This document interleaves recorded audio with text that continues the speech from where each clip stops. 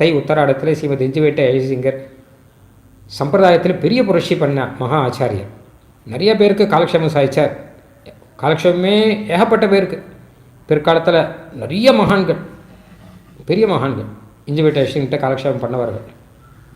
இஞ்சிவேட்டை ஐசிங்கரோட கூட இருந்து வாழ்க்கையில் திருந்தி வந்தவர்கள், அதை அனுபவமாக சொல்லக்கூடியவர்கள் அநேகம் பேர். எல்லாத்துக்கும் மேலாக இந்த புரட்சிங்கிற மாதிரி ஒரு 2 விஷயம் சொல்லிடுறேன். அதாவது இந்த நரசிம்மப்பிரியா எல்லாருமே சொல்லுவாள். நரசிம்மப்பிரியா பத்திரிகையை ஆரம்பித்தார், மாலோல வித்வத் சதஸ் ஆரம்பித்தார், மதுராந்தகத்தில் வேத பாடசாலை ஆரம்பித்தார். இது 3 இஞ்சிவேட்டேஷனுடைய ஒரு சங்கல்பத்தினாலே, பெரிய சங்கல்பத்தினாலே அழகாக நடந்தது. இது எல்லாமே ஒரு புரட்சி.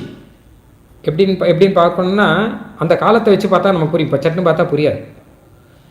ஒரு காலத்தில் என்ன ஆச்சுன்னு கேட்டாங்கன்னா, பண்டிதர்கள்லாம் ஆதரிக்கிறதுக்கு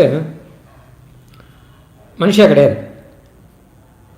பண்டிதர்கள்லாம் சதஸ் அப்படின்னா அங்கங்கே ராஜாக்கள்லாம் நடத்துவான்.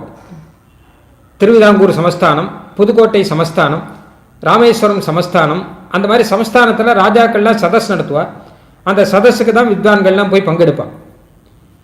அவளுக்கு நிறையா பைசா கிடைக்கும். அதை வச்சுட்டு தான் அவள் வாழ்க்கை நடத்தணும்.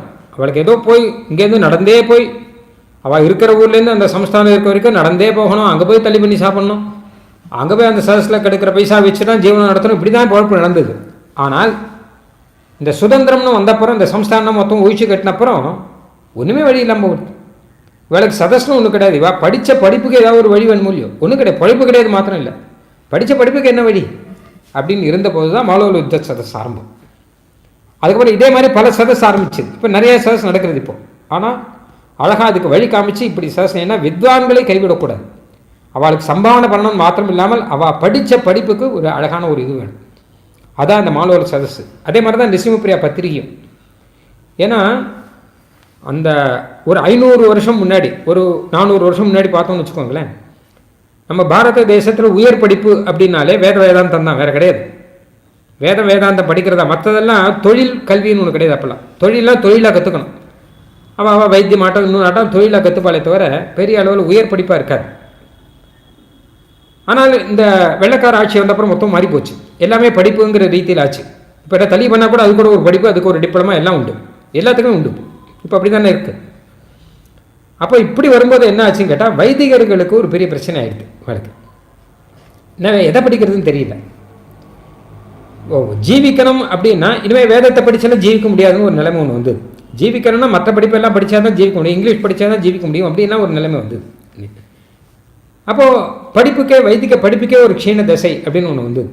அந்த சமயத்தில் தான் இந்த பாடசாலை ஆகும், மதுராந்தகம் வேத பாடசாலை அப்படின்னு அமைச்சு எத்தனை வருஷமாக நடக்கிறது. எத்தனை பேர் படிச்சிருக்காங்க நிறைய.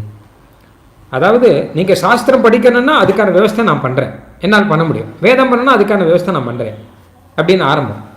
இதே மாதிரி தான் லௌகிகர்களுக்கு அப்படி வெளியில் படித்து போகிறவர்கள் இருக்காளியோ, அவளுக்கெல்லாம் அந்த சம்பிரதாயத்தில் ருச்சி அப்படிங்கிறது விட்டு போயிடும் போல இருந்தது. அதுக்காக தான் நரசிம்மப்பிரியா பத்திரிகை ஆரம்பம்.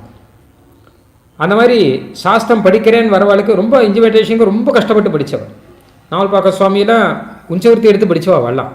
ஏன்னா ஒரு கால விஷயத்தில் வெள்ளைக்காரன் வந்தப்பறம் நிறைய மாறி போயிடுது, குருகுல வாசங்கள்லாம் மாறி போயிடுது. அதனால் ரொம்ப கஷ்டப்பட்டு படித்தா நான் பட்ட கஷ்டம் பின்னாடி வருவா படக்கூடாதுங்கிறதுக்காகவே அப்படி பண்ண. நாவல் பாக்கத்தில் கூட ஐயா சுவாமி திருமாளியில் காலக்ஷேபம் அப்படின்னா சுவாமி திருமாளியில் சாட்டுன்னு தான் காலக்ஷேபம், அங்கேயே ஆகாரம் எல்லாம் அங்கேயே பார்த்துன்னு தான் காலக்ஷேபம், அப்படி தான் நடந்தது. அப்போது நாங்கள் பட்ட கஷ்டம் பின்னாடி யாரும் படக்கூடாது, இந்த வித்தியை நன்னா வரணுங்கிறதுக்காகத்தான் பாடசாலை ஏற்பாடு. அதனால் இதெல்லாம் அந்த காலத்தில் பெரிய ஒரு புரட்சி. இதெல்லாம் சாதாரண புரட்சி கிடையாது, பெரிய புரட்சி. அதனுடைய பலனை நாம் இப்போ அனுபவிச்சுட்டு இருக்கோம் அப்படிங்கிறது மட்டும்தான். அப்படிப்பட்ட குருபியஸ் தத் குருபியஸ்ட நமோவாக்க மதிமிகன் முதல்ல தேசியன்னு சொன்ன மாதிரி அப்படிப்பட்ட ஆச்சாரனுடைய திருநக்ஷத்திரத்தில் நீங்கள் முடிவை வச்சுக்கோங்க, என்கிட்ட நடக்கிறது இருக்கட்டும் அப்படின்னு ரங்கநாதனுடைய நியமனம். விதானம் ரங்கேசாத் அதிகதவதா அப்படின்னு சுவாமி தேசியன் அருளி செய்த விஷயம் நன்னா நம்ம மண்டையில் உரைக்கும்படி பெருமாள் பண்ணியிருக்கார். அதனாலே சுவாமி ரங்கநாதன் திருவடிகளிலும் சுவாமி தேசிகன் திருவடிகளிலும் நம்மளுடைய ஆச்சாரியர் திருவடிகளிலும் சமர்ப்பணமாக நாம் இதை சமர்ப்பிக்கிறோம். கவிதார்க்கிக சிம்ஹாய கல்யாண குணசாலினே ஸ்ரீமதே வெங்கடேசாய வேதாந்த குரவே நமः.